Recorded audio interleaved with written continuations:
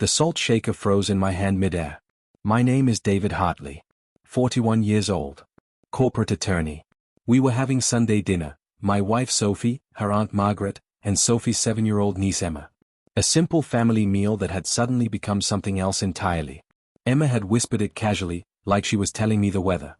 That aunt already salted your soup. I'd stopped immediately. Set down the salt shaker. Looked at the bowl in front of me. The soup that smelled fine, looked normal, but apparently had been tampered with before I'd even sat down. Sophie's reaction was instantaneous. Her eyes widened slightly. Her hand moved toward her water glass too quickly. That nervous energy you can't manufacture or fake. The energy of someone whose plan had just been interrupted by a 7-year-old's honesty. Margaret's face flushed. Actually flushed, guilt made visible in blood rushing to the surface. Emma, don't be silly, Sophie said, but her voice had that strained quality of someone trying to control a narrative that was already fragmenting. I did something simple. I switched plates with Sophie. Just shifted them across the table like it was nothing. A casual gesture that meant everything. Sophie's hand shot out to stop me. Too late. Don't, she said, and there was something almost panicked in that single word. That's when I understood. My wife had just tried to poison me. Not metaphorically. Actually. Literally. There was something in that soup designed to harm me, and she'd only hesitated when her 7-year-old niece had accidentally revealed the plan. I set down my fork very carefully and looked at my wife like I was seeing her for the first time. Everything made sense now. I didn't eat the soup. Didn't touch Sophie's plate either. Just stood up calmly and walked to the kitchen, my mind processing information at a speed that felt almost dissociative. Poison. My wife had attempted to poison me in front of her family. Which meant this wasn't impulsive. This was planned. This was discussed. This was something Margaret and Sophie had conspired to do together. Emma followed me into the kitchen, her small face confused. Mommy said not to tell, Emma whispered. But the soup looked bad. Like when Daddy put the medicine in my juice and I got sick. My stomach dropped further. There were layers here I hadn't even begun to understand. Emma, what medicine? I asked carefully. The medicine that makes people sleep forever, she said with the matter-of-fact clarity only children possess. Mommy said Uncle David needed to sleep forever so she could have all the money. Sleep forever. Poison. My wife wanted me dead. Not injured. Not hospitalized. Dead. And she wanted my money, which meant this was financial. This was calculated. This was something that had been in planning for longer than I could yet comprehend. I called 911 from the kitchen while Emma watched cartoons in the living room. Told the operator that I suspected poisoning. Gave them the address. Explained the situation with the precision of someone whose entire worldview had just inverted. When the police arrived, they found the soup. Found Margaret's handwriting in Sophie's phone detailing dosages of a drug that could cause cardiac arrest if administered correctly. Found bank statements showing Sophie had been consulting with a life insurance agent about coverage amounts. They found everything. Sophie didn't resist arrest. Just looked at me with an expression that suggested she'd already calculated the cost of her plan and had accepted it. The investigation revealed something even more complicated than attempted murder. Sophie had been planning my death for 8 months. Not out of passion or rage or sudden desperation. Out of calculated financial necessity. She'd made poor investments. Accumulated debt through my knowledge. Built a secret gambling habit that had drained approximately $200,000 from accounts I didn't even know existed. Life insurance payout, $3 million. Margaret's involvement was simpler. She'd been promised $500,000 for her role in the conspiracy. A down payment on a retirement she couldn't otherwise afford. But there was something else. Something that made the betrayal cut deeper than simple financial motivation. Sophie had been having an affair with her personal trainer for the past year. She'd already discussed moving in with him after I was gone. Had planned an entire life with him financed by my death insurance payout. The affair, the debt, the conspiracy, all of it had been running parallel to our marriage. While I was working 60-hour weeks to support us. While I was planning renovations to our home. While I was genuinely believing we had a future together. Emma had overheard conversations. Had understood on some level that something was wrong. And being 7 years old with a moral compass her mother had apparently lost, she'd spoken the truth without understanding the magnitude of what she was revealing. I hired the best family law attorney money could buy. Not to punish Sophie, but to ensure Emma would be safe. That child had just saved my life through nothing but innocent honesty. She deserved protection from the consequences of her mother's choices. Sophie was charged with attempted murder and conspiracy. She accepted a plea deal rather than face trial. 10 years minimum. Longer if new evidence emerged during sentencing. Margaret received the same sentence for her role in the conspiracy. The hardest part wasn't the attempted murder. It wasn't the financial betrayal or the affair or discovering that my wife had been planning my death while smiling at me across dinner tables. The hardest part was Emma. She'd been removed from Sophie's custody immediately.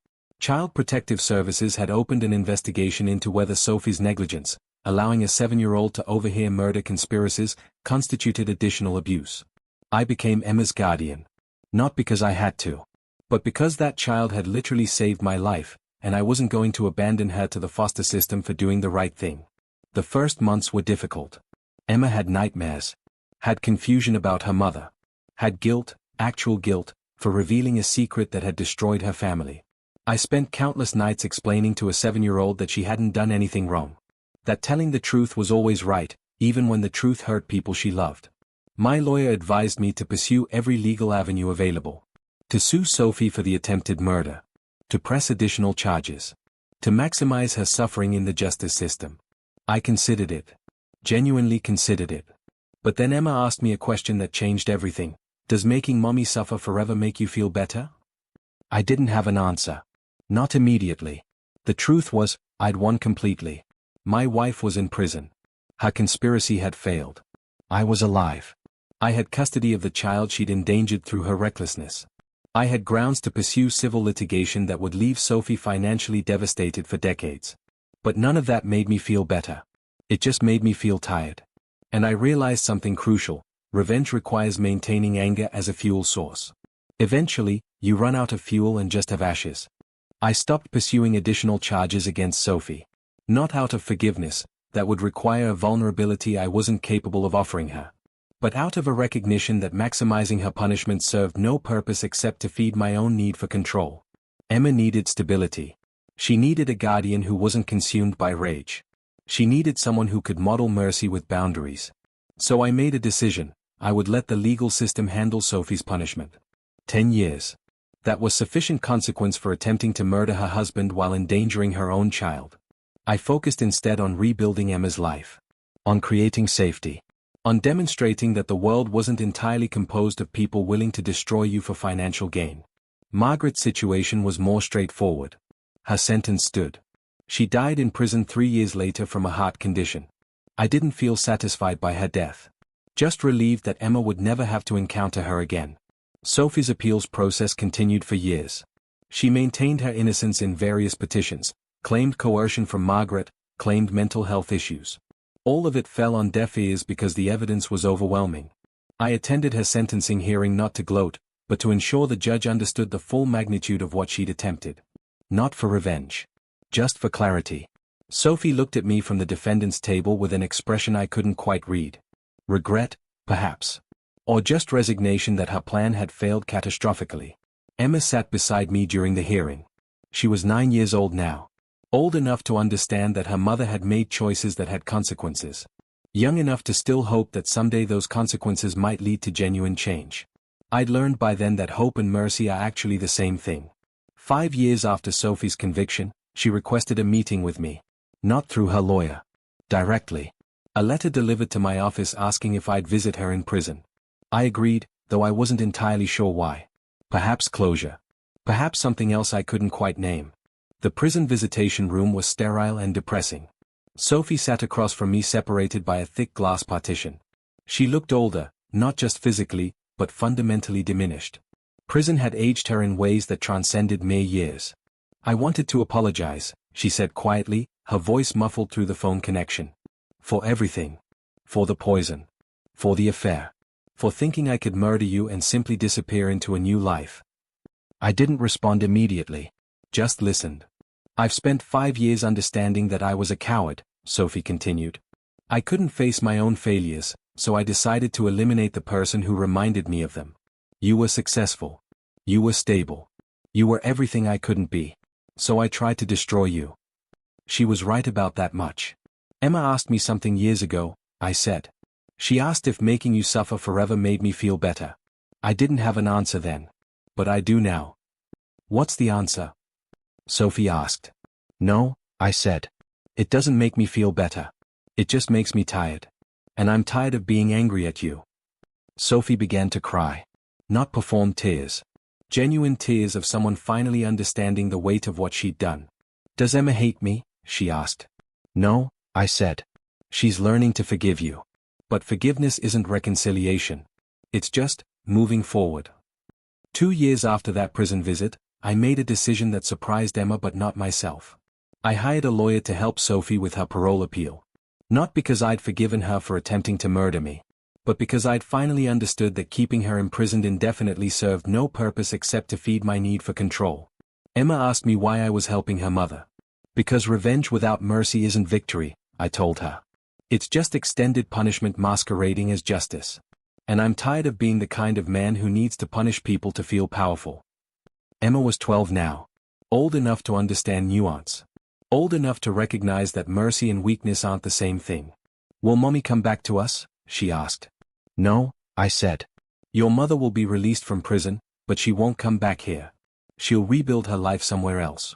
And you'll decide what kind of relationship you want to have with her.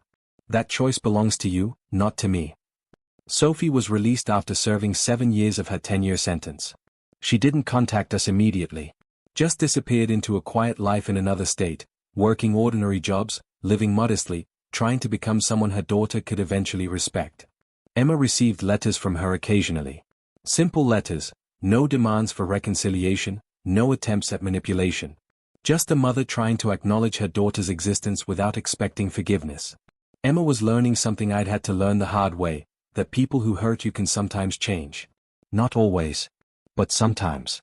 And deciding whether to offer them the opportunity to change is a choice only you can make. Real power isn't destroying enemies. It's choosing mercy with boundaries. 7 years after Sophie's release, Emma, now 19 years old, asked me if she could visit her mother. I didn't try to stop her. Didn't warn her or caution her or remind her of what Sophie had attempted. Just supported her choice to explore that relationship on her own terms. She returned 3 days later, thoughtful and quiet.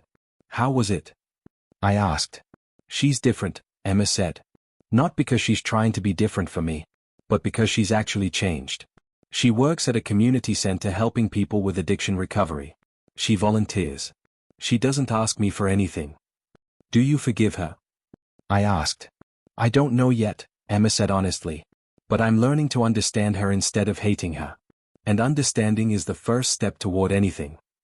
I realized then what the blind fortune teller from all those years ago would have taught me, if I'd encountered one. Real power isn't about winning. It's about knowing when to stop playing the game entirely. I'd survived Sophie's attempt to murder me. I'd dismantled her conspiracy. I'd protected Emma. I'd maintained my career and my reputation. But the victory only meant something when I chose to release the anger and become someone capable of genuine compassion again. That choice, the choice to stop punishing and start rebuilding, was harder than any strategic move I'd ever made. 3 months later, I encountered Sophie at a grocery store. She saw me but didn't approach. Just nodded once, a gesture of acknowledgement, not reconciliation. Understanding that some people can change, but that doesn't mean returning to what they destroyed. I nodded back. And in that single moment of mutual recognition, I finally understood that the only victory that matters is knowing when to stop.